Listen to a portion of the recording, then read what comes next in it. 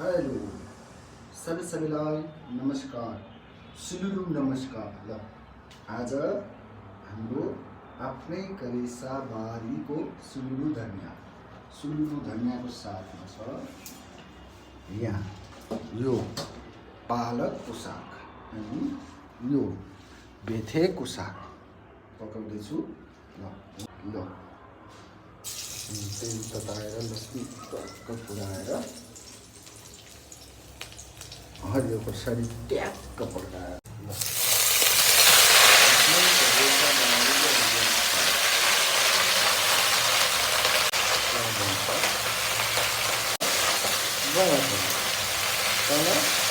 माथि सुलुलु भान्सामा आज छ तरुलको तरकारी बनाउनलाई ट्याक्क हाम्रो सबै कुरा रेडी छ।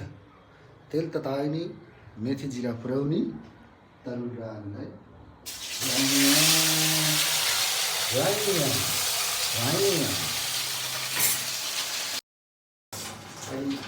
तरकारी सुलुलु चामलको भातसँग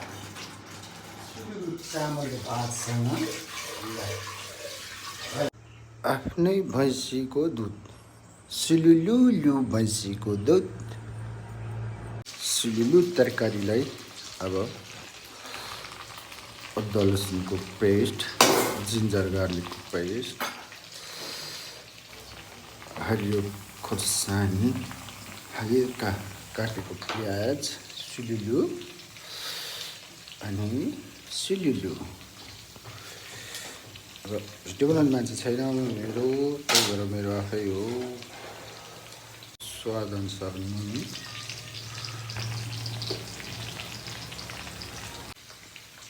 कलर अनुसार बेसार, काटेको टमाटर एउटा,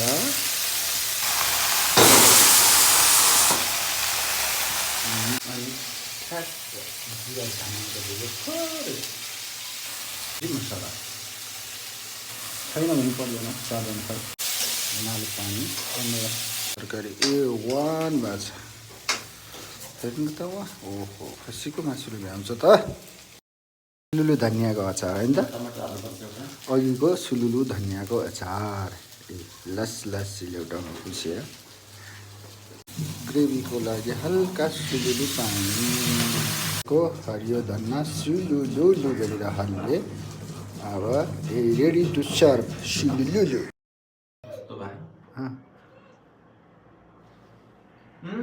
मिठो छ।